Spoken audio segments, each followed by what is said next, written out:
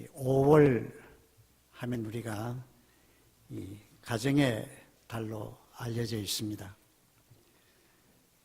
저희 교회 주일학교에서는 아마 오늘 주일을 어린이 주일로 아마 그렇게 예배를 드린다고 합니다. 그리고 다음 주일 우리 교회에서는 그 어버이 주일로 예배 드리고 또 그리고 그 다음 오는 셋째 주일에는 우리 박 집사님, 안수 집사님 우리가 장립식이 있게 되겠습니다. 분주한 5월인데 또 그리고 6월 첫째 주일이 되면은 여러분이 기대하시는 우리 담임 목사님이 이제 강단에서 말씀을 전하시게 되겠습니다. 새로운 목사님을 모시는 과정에서 우리 교우들은 어떤 준비가 필요할 것인가 하는 생각 가운데 오늘 여호수아 3장 1절에서 6절에 있는 이 본문을 선택하게 되었습니다. 3장 5절에 보면 여호수아가 또 백성에게 이르되 너희는 스스로 성결케 하라, 그런 말씀이 나와 있습니다. 여호와께서 내일 너희 가운데 기사를 행하시리라. 여호수아가 또 제사장들에게 일러 가로되 언약궤를 메고 백성 앞에 건너라 하매 곧 언약궤를 메고 백성 앞서 나아가니라. 오늘 이 본문 말씀은 자세히 보게 되면은 그 여호수아의 명령으로 그 요단을 건너기 전에, 다시 말하면은 하나님의 이 큰 기사를 앞두고 그 백성들이 먼저 준비할 것이 있다는 것을 말씀해 주고 있습니다. 그 말씀은 곧 말하면은 너희는 스스로 성결케 하라. 오늘 이것이 우리 성도들에게 드리는 말씀의 제목입니다. 그 백성들이 먼저 준비해야 될 것, 너희 스스로 정결하라, 성결하라. 그것은 앞서 행하는 그 언약궤를 따라야 할 것인데, 그리고 요단강을 건너기 위해서는 순종해야 할 것이 나타나 있습니다. 여호수아가 요단에 들어서러 갈 때 우리가 어떻게 순종해야 할지 그 순종에 대한 지침이 오늘 이 세 가지로 나타나 있습니다. 우리가 하나님의 말씀을 순종한다고 할 때에 자칫 잘못하면은 대충 순종해도 된다고 하는 그런 충동과 본능을 우리 스스로가 가지기 쉽습니다. 하나님의 말씀을 우리가 순종할 때에는 거의 지침대로 구체적으로 순종해야 되는 것이 나타나 있습니다. 첫째로 거기 보니까 언약궤를 따르라 이렇게 말씀했는데 3절에 백성에게 명하여 가로되 너희는 레위 사람 제사장들이 너희 하나님 여호와의 언약궤 매는 것을 보거든 너희 것을 떠나 그 뒤를 쫓으라. 언약궤 뒤를 쫓으라. 그 여호수아 이 전체를 읽어보게 되면은 언약궤가 항상 그 백성들 앞에 있던 것은 아닙니다. 여호수아 6장에 보게 되면은 자기 백성들이 여리고성을 돌 때에는 맨 앞에 그 무장한 군인들이 먼저 앞에 서고 그 뒤에 나팔을 부는 그 제사장들이 따라가고 그 뒤에 언약궤가 따라가고 그 마지막 다음에 후군이 따랐습니다. 이때는 언약궤가 중간에 있던 걸 볼 수가 있는데 요단강을 건널 때는 앞에는 여러 가지 장애물이 있기 때문에 언약궤가 앞설 필요가 없었습니다. 여리고성을 돌 때는 앞에 그 장애물이 없었지만 위에서 언제 화살이나 돌이 날아올지 알 수 없는 그런 상황입니다. 이런 경우 여호와의 언약궤가 그 중간에 있었다. 성경 그렇게 말씀합니다. 여기 우리가 그 여호와의 언약궤가 뭐 앞에 있고 중간에 있는 그것이 어디서 있는 것이 문제가 아니라 여기 중요한 것은 하나님이 인도하실 때에 모든 것을 그 언약궤를 중심으로 해서 움직였다 하는 것이 중요합니다. 오늘 앞으로 우리가 새로운 미래를 향해서 또 아름다운 부흥과 전진을 위해서는 무엇이 필요할 것인가? 언약궤를 앞세울 때도 필요하지만은 그러나 그 언약궤를 중심으로 해서 우리 성도 모두가 함께 힘을 합하고 앞으로 나아가는 것이 중요하다고 생각이 됩니다. 그 작은 아이성을 정복하다가 그 참편 이스라엘 그 백성들을 보고서 지도자 여호수아가 머리에 이 티끌을 쓰고 또 옷을 찢으면서 땅에 엎드립니다. 언약궤 앞에 엎드렸습니다. 그리고 이 언약궤 앞에서 하나님께 갈 길을 묻게 됩니다. 그 기록이 여호수아 7장 6절에 나타나 있습니다. 이처럼 백성들은 그 언약궤를 중심으로 움직였습니다. 그럼 이 언약궤가 어떠한 특별한 의미를 가지고 있는 것인가? 출애굽기 25장 그 10절에서 22절에 그 자세한 말씀이 나타나 있습니다. 이 언약궤는 간단히 설명하자면 그 아카시아 나무로 만들었고 또 안과 이 밖은 금으로 도금을 칠을 했습니다. 그리고 길이가 1.2m, 그리고 높이가 75cm, 넓이가 75cm, 그렇게 크지 않는 것입니다. 그리고 그 밑에는 사방에 이 금고리를 달고 역시 도금을 하고, 그리고 아카시아 나무 막대기를 그 사이에 끼워서 고정시키는 것입니다. 그 안에는 언약의 두 돌비 10계명이 들어있고, 그리고 광야 40년 동안 그 이스라엘 백성들에게 내렸던 그 만나가 항아리가 또 거기에 담겨 있었습니다.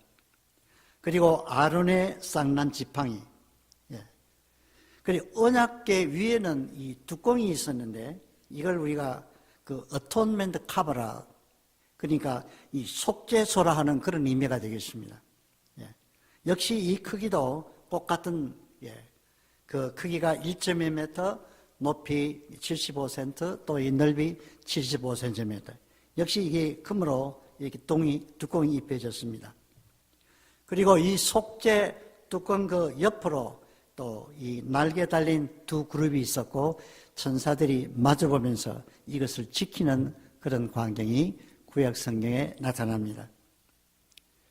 그런데 하나님께서 이렇게 이 언약궤를 주시고 말씀하기를 내가 거기서 너와 만나고 속죄소 위 증거궤 위에 있는 두 그룹 사이에서 내가 이스라엘 자손을 위해서 네게 명할 모든 것을 이루리라. 그리고 25장 22절에 그렇게 말씀합니다. 왜 이스라엘 백성들이 이 언약궤를 중심으로 움직였는가? 우리가 이 하나님의 성소를 우리가 하나님의 왕국을 상징한다고 할 것 같으면은 여기 언약궤는 하나님의 이 보좌를 상징하는 것입니다. 이 말은 무슨 말이냐면 하나님이 이 보좌에 앉아 계셔서 그 백성들을 통치하시는 것입니다. 여기 언약궤 속에는 이제 두 돌판이 들어있는데 그 위에 이 속죄 뚜껑이 있습니다. 우리가 이 말씀도 자세히 보게 되면 굉장한 의미가 있습니다. 하나님께서는 이 언약대로 하나님의 백성을 다스리십니다.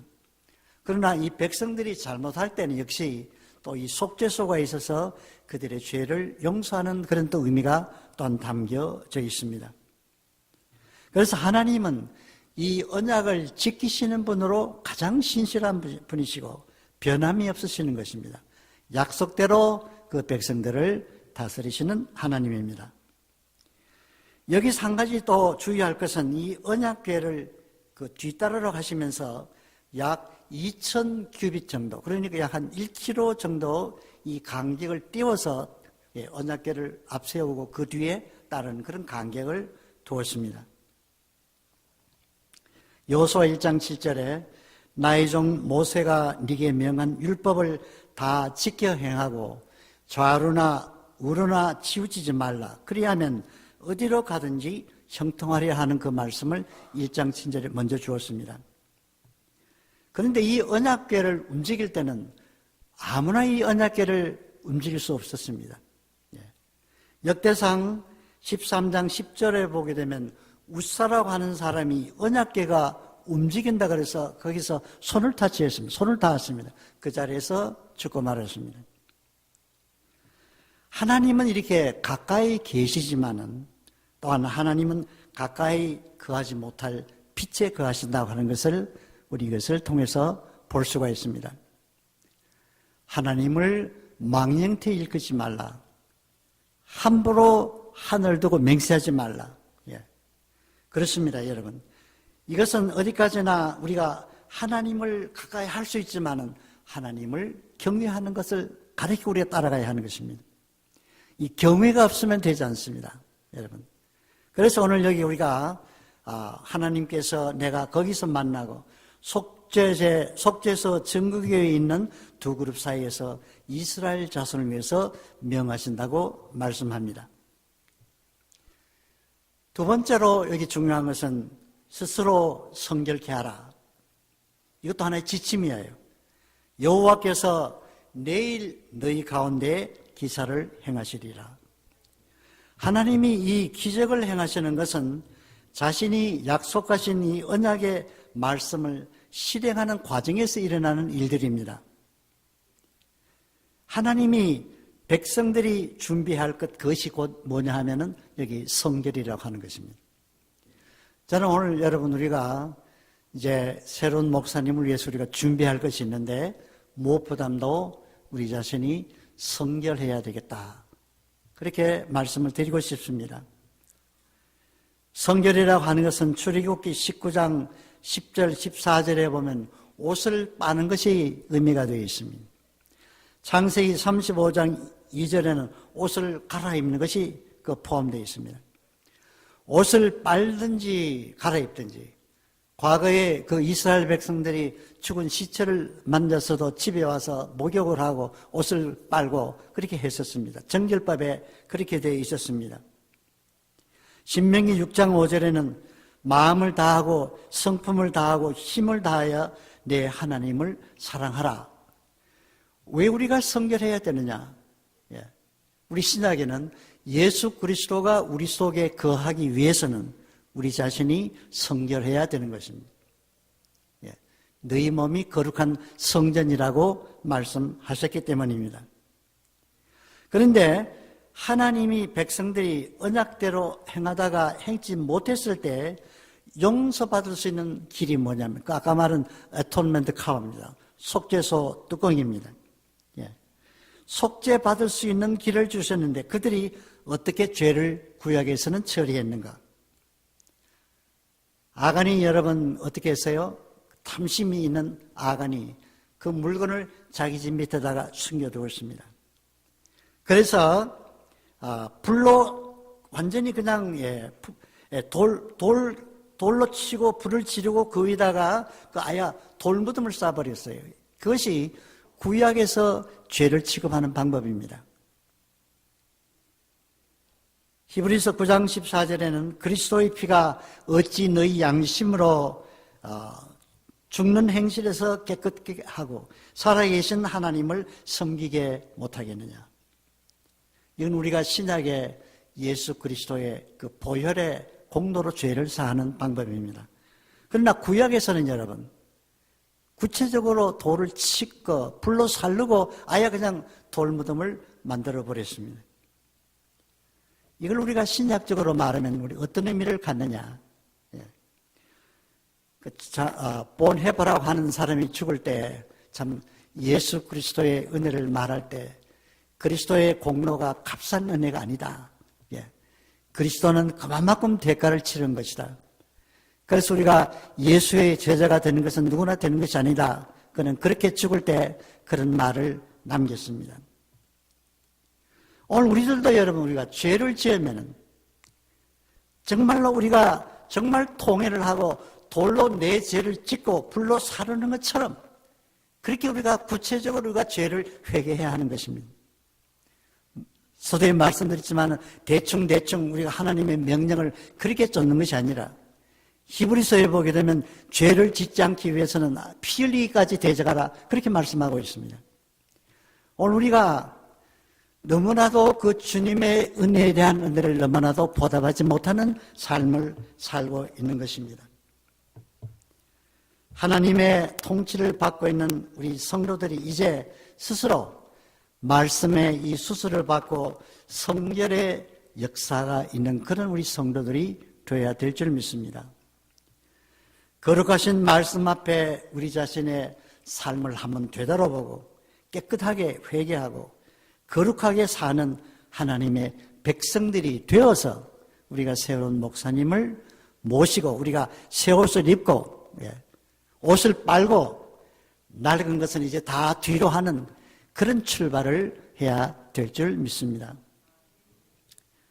세 번째로 3장 8절에 보니까 너는 언약궤를 맨 대제사장들에게 명하여 이르기를 너희가 요단 물가에 이르거든 요단에 들어서라 그러게.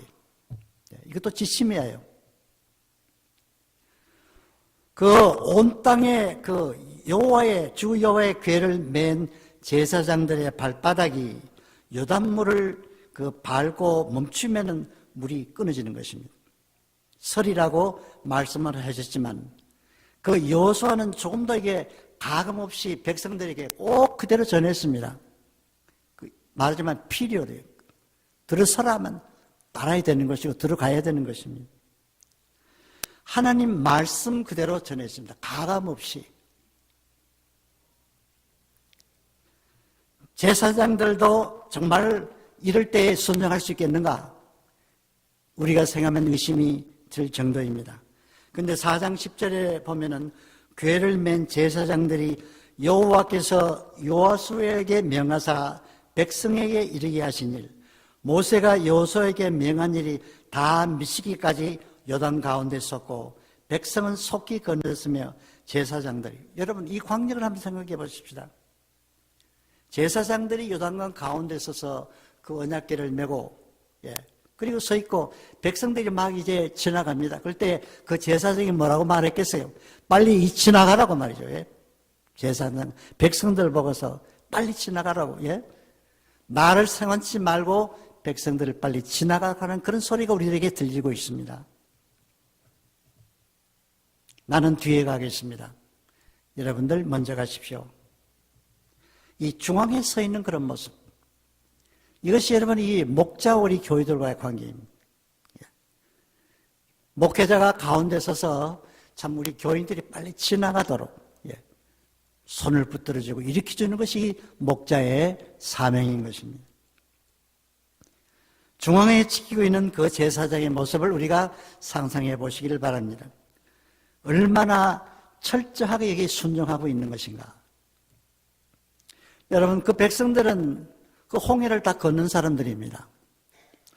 홍해를 건너고 3일 만에 물이 없다고 그 불평한 사람들이에요.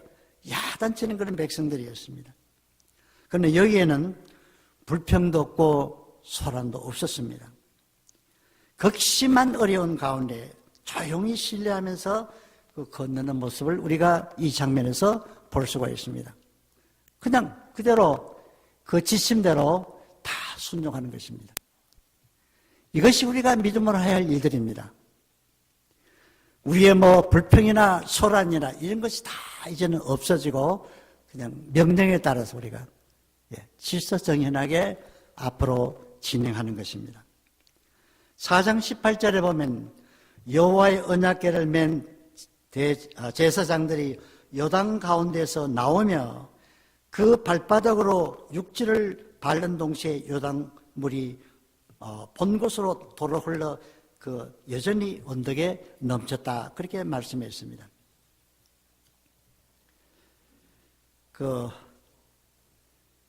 하나님이 자기 백성을 여러분 인도하시는 과정에서 순종하는 백성들에게 엄청난 하나님의 기적이 따랐습니다. 이 사실을 아마 그들은 평생토록 잊을 수가 없을 것입니다. 놀라운 역사, 하나님의 함께 하심. 오늘 우리들도 여러분, 우리가 이 건너라 들어가라 했을 때, 제사장이 들어가라 했을 때 내가 이거 들어갈 수 있는가? 그런 위험도 있을 수가 있고 또 내가 손해보지는 않을까? 이런 우리가 의심도 있겠지만은 그러나 속히 그들이 건너갔습니다. 불평도 없고 소란도 없었고 단지 그 명령에만 나아갈 수가 있었습니다. 우리가 오늘 이 참 하나님의 그 신뢰를 우리가 믿고 나아갈 때 우리도 그렇습니다. 이 물에 들어가라 했을 때 오늘 우리는 얼마나 이 믿음을 가지고 물에 들어갈 수 있을까? 내가 혹시 들어가면 내가 손해보는 것이 아닌 것인가? 내 이익에 마이너스가 되지 않는 것인가? 어려움이 있지 않을까? 우리가 그런 염려를 가지고 우리가 그 강을 건널 수는 없는 것입니다. 오늘 우리의 이 신앙생활도 그래요, 여러분. 어떤 사람은 좀 관광하는 사람처럼 여가 있으면 교회 구경하기 나오는 사람도 있고요. 교회도 어떨 때는 소풍하듯이 한 번씩 두 번씩 교회 출근하는 분도 있고요. 또 새로운 인물이 오면 또 어떤 메시지를 보여줄까 그것이 궁금해서 나오는 분도 있을 것이고 다양한 그런 오락과 기분 정신에서 그 신앙생활을 하는 분도 이 시대의 사람들 중에 많이 있습니다. 여러분 우리가 이런 정신으로 신앙생활을 해서는 아니 되겠습니다. 순례자의 그런 자세를 가지고 신령한 이 가나안을 목표하고 왕이신 나의 하나님이 우리를 인도하시고 언약의 말씀을 붙들고 우리가 스스로 성결케 하고 요단강으로 들어서기만 하면은 이것이 참 그야말로 손해가 된 줄 알면서도 또 그리고 잘못될 줄 알면서도 그리고 주님 앞에 가까이 갈 때 오늘 우리가 사는 이 현세에도 요단강이 갈라지는 그런 신앙의 경험을 우리도 할 수가 있습니다. 그래서 우리가 방향 없이 우리가 믿음 생활을 하는 것이 아니고 이제는 주님의 전을 정말 사랑해야겠다. 예수를 정말 잘 믿어야겠다. 바로 믿어야겠다. 옳게 살아야겠다. 정말 이제는 순종하면서 살겠다 하는 우리 이런 심정으로 되돌아설 수 있는 여러분들이 될 수 있기를 바랍니다. 과거에는 어떤지 모르겠어요, 여러분요. 여러분 자신이 잘 아실 것입니다. 하나님 앞에 신앙생활. 오늘 말씀이 그렇습니다. 스스로 성결케 하라. 당신만 성결이 되는 게 아니고 나는 성결하지 않아도 된다는 것이 아니라 나부터 우리가 성결해지는 남을 원망하지 말고 남을 블레임하지 말고 내가 먼저 하나님 앞에 서서 이런 지침에 따라 순종할 줄 아는 애누리하지 않고 그대로 이 지침을 따라 순종하는 신앙의 용사들이 될 수 있기를 축원합니다.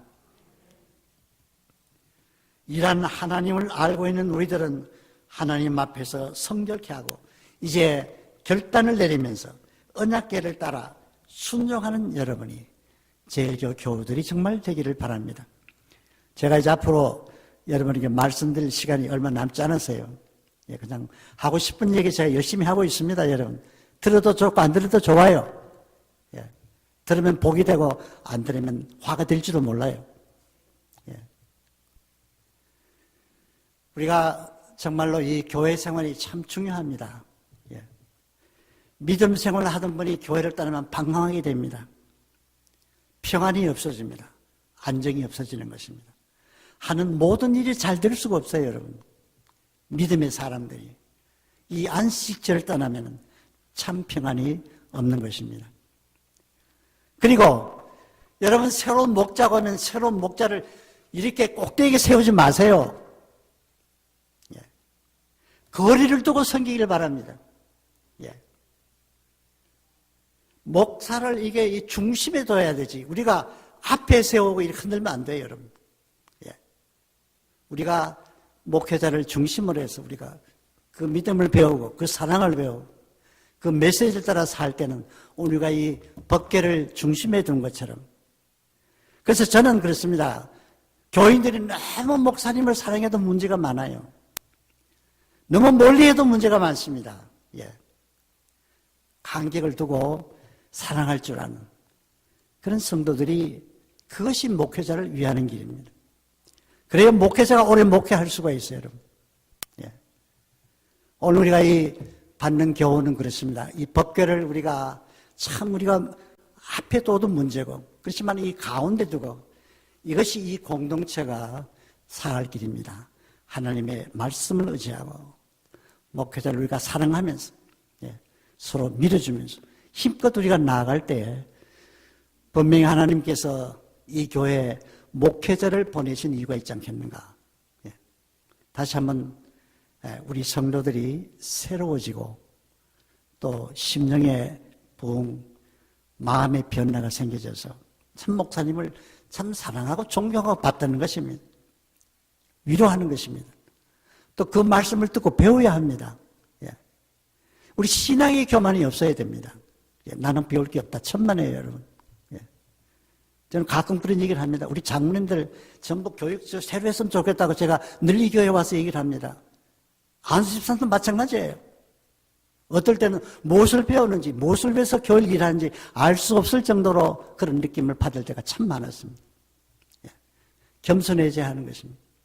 모르면 배워야 하는 것이고, 예. 더 우리가 겸손하게 더 주님의 교회를 섬길 수 있는 우리 직분자들이 되어야 할 것입니다. 그리고 직분을 영화롭게 여겨야, 귀하게 여겨야죠. 하기 싫다고 버리는 사람도 있고 쉬기도 하고, 그런 법이 어디 있어요, 여러분? 직분 받을 때 그렇게 다 받았어요, 여러분들? 죽도록 충성하도록 위해서 주신 그 직분을 말이에요. 내 기쁜 나쁘는 안 하고 그런 직분을 하나님께 주신 것이 아닌 것입니다. 주님의 몸된 교회를 세우고 성도들을 바로 세부해 주신 것이 직분입니다. 그걸 귀하게 여길 줄 알아야 돼요.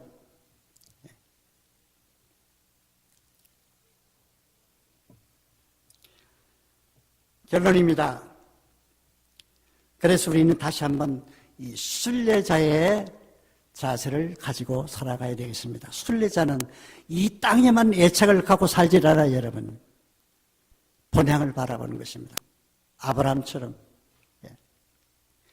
우리가 이 땅의 뿌리를 받고 살면 그 뿌리를 뽑아낼 수가 없습니다. 너무 깊게 뿌리를 박아서 세상 떠날 때 어떻게 우리가 그 많은 뿌리를 우리가 뽑아서 가져갈 수가 있어요? 이 세상의 재물, 이 세상의 명예 다 가져갈 수 없는 것들입니다. 우리 정태길 목사님, 우리 성가대에게 미안합니다만은 저는 앞으로 성가대가 찬양 부르는 후에는 박수를 안 쳤으면 좋겠습니다, 여러분. 예. 사람들에게 보내는 꼭 박수 같아요. 이미 귀한 찬양을 하나님께 드렸습니다. 예. 우리 예배 시간에는 우리 그런 박수 안 치니 저는 좋겠다고 정 목사님 말씀드립니다. 경배와 찬양 시간에 이런 박수를 하십시오. 그러나 우리 성가대는 우리가 사람으로부터 영광을 받아서는 안 되는 것입니다. 하나님께 영광을 드린 것입니다. 예. 우리 교회가 보다도 새로운 질서와 또 하나님의 영광을 위한 그런 고민들을 가지시고 좀 더 우리 모두가 겸손한 자세로 주님께로 나아갈 수 있는 여러분이 되기를 주님의 이름으로 축원드립니다.